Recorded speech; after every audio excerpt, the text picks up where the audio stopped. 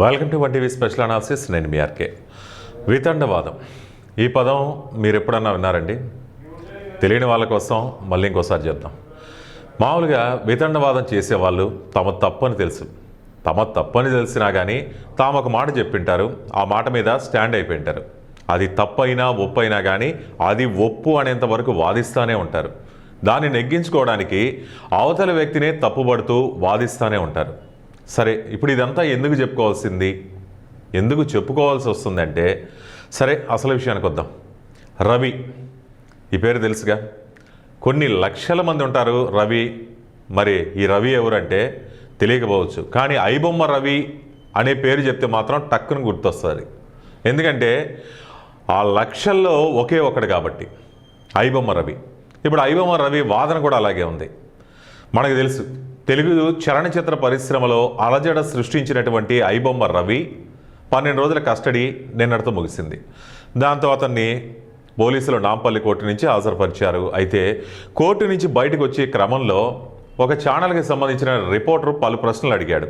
దానికి రవి విసుక్కుంటూ సమాధానం చెప్పాడు. రిపోర్టర్ ఐబొమ్మ రవి కొంచెం మాట్లాడండి అంటే, ఐబొమ్మ రవినా, నా పేరు రవీనా అని చెప్పి ఆ జర్నలిస్టుల్ని తెకమకు గురి చేశాడు.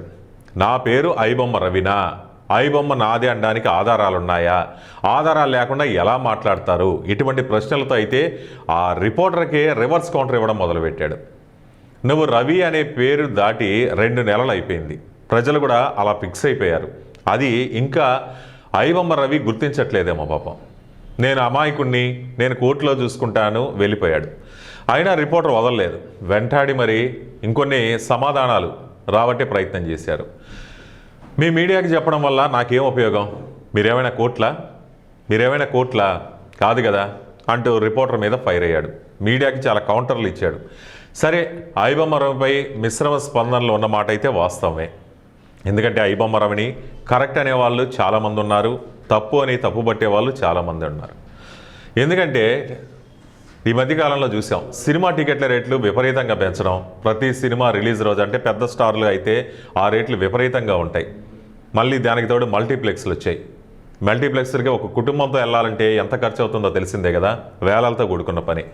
అదే ఈ విధంగా ఐబొమ్మ కానీ ఇతర అనమాట మూవీ రూల్స్ కానీ ఇటువంటివన్నీ ఉన్నాయి కదా, వాటిలో చూశారంటే ఇంట్లోనే ఈ మధ్యకాలంలో ప్రొజెక్టర్లు పెట్టుకుంటున్నారు, అలాగే హోమ్ థియేటర్లు పెట్టుకుంటున్నారు. ఇవి పెట్టుకొని చూసుకుంటూ ఖర్చును తగ్గించుకుంటున్నారు. అటువంటి వాళ్ళకి ఐబొమ్మ రవి ఒక మాటలో చెప్పాలంటే, టు బీ ఫ్రాంక్ మాట్లాడుకోవాలంటే, ఆయన ఒక దేవుళ్లాగా కనపడ్డాడు. కానీ దీన్ని వ్యతిరేకించే వాళ్ళు ఎవరు? ప్రధానంగా తెలుగు చలనచిత్ర పరిశ్రమకు సంబంధించిన వాళ్ళు.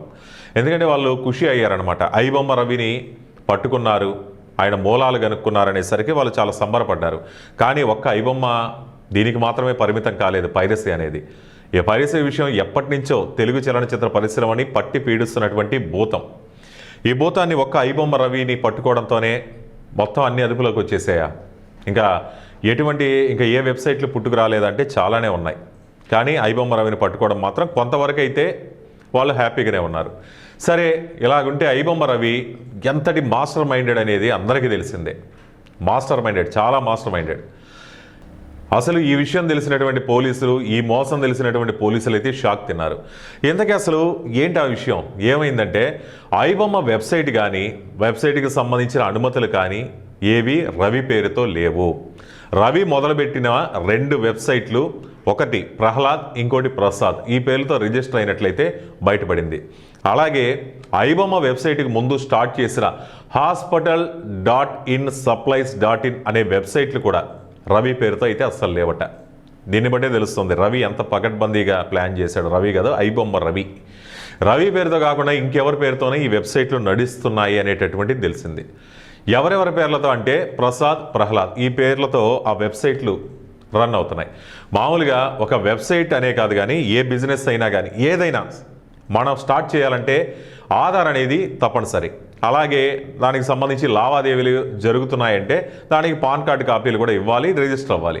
కానీ ప్రహ్లాద్ పేరుతో ఉన్న ఆధార్ కార్డు కానీ, పాన్ కార్డు కానీ, డ్రైవింగ్ లైసెన్స్ కానీ తనవి అనేటటువంటిది తయారు చేసుకున్నాడు తన పేరుతో మొత్తం.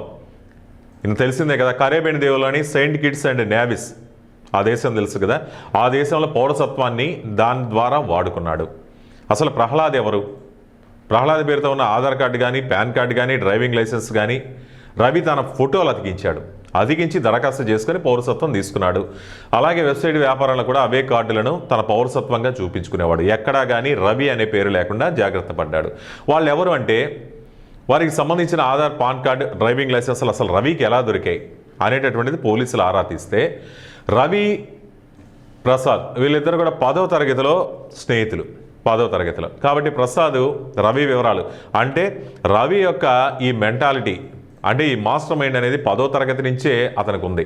10వ తరగతిలోనే తన స్నేహితుడైనటువంటి రవి యొక్క ఆధార్, పాన్ కార్డులని సేకరించి పెట్టుకున్నాడు. మరి ప్రహ్లాద్ ఎవరు? ప్రహ్లాద్ ఏం చిన్ననాటి స్నేహితుడు కాదు, 10వ తరగతి ఫ్రెండ్ కాదు. రవి తన మాస్టర్ మైండ్ని మొదలుపెట్టినటువంటి సాఫ్ట్వేర్ కోర్సులు నేర్చుకున్నాడు కదా, అందులో అతను కూడా ఒక కో స్టూడెంట్. అతనికి సంబంధించినటువంటి ఆధార్ కానీ, పాన్ కానీ, డ్రైవింగ్ లైసెన్స్ కానీ అసలు ఎలా సంపాదించాడు అంటే వీళ్ళిద్దరికేమీ మరీ అంత సన్నిహితం కూడా ఏం లేదు, అంటే డీప్ ఫ్రెండ్షిప్ కూడా లేదు. కానీ ఎలాగో సంపాదించేశాడు. వీళ్ళిద్దరు కూడా ఏ దశలో కూడా అసలు పరిచయం అనేదే కూడా లేదు. అదే విషయాన్ని ఈ ప్రహ్లాద్ పేరుతో అతను ఆ నెట్వర్క్ మొత్తం నడుపుతున్నప్పుడు పోలీసులు వెళ్ళి విచారించగా ఆయన ఈ విషయాలు బయటపెట్టాడు. ప్రహ్లాద్ అనే వ్యక్తి 2016లో సాఫ్ట్వేర్ కోర్సులు చేయడం కోసం మేము వెళ్ళాము. హైదరాబాద్లో అమీర్పేటలో ఉండేవాళ్ళం. అమీర్పేట అంటే తెలుసు, సాఫ్ట్వేర్ కోర్సులు అన్నీ కూడా అక్కడే నేర్పిస్తుంటారు కాబట్టి. ఆ సమయంలో ఇదే ఇన్స్టిట్యూట్లో రవి కూడా కోర్సులు నేర్చుకున్నాడు 2016లో. ఆ సమయంలో తనకు సంబంధించినటువంటి కార్డులను రవి సంపాదించి ఉండొచ్చు. ఇప్పుడు దొంగతనంగా సంపాదించి అటు Prahlad Aadhaar card, driving licence తర్వాత ఉన్న కాలంలో ఆ వ్యాపారంలో దిగినప్పుడు ఉపయోగించుకున్నాడు అనేటటువంటిది పోలీసుల విచారణలో. అయితే రవి వ్యాపారాలతో ప్రసాద్ కానీ ప్రహ్లాద్కి కానీ ఎటువంటి సంబంధం లేదనేది అయితే పోలీసులు తేల్చడం జరిగింది. మా గుర్తింపు కార్డుతోనే రవి వ్యాపారాలు చేశాడు అనేటటువంటిది అయితే పోలీసులు తెలుసుకున్నారు. ఆ విషయం ఇప్పుడు ప్రసాద్, ప్రహ్లాద్ కూడా తెలుసుకొని మరీ షాక్ అయ్యారు. మరి చిన్న చిన్న పరిచయాల్ని కూడా ఐబొమ్మ రవి ఏ విధంగా వాడాడో నిజంగా అసలు అతని మాస్టర్ మైండ్కి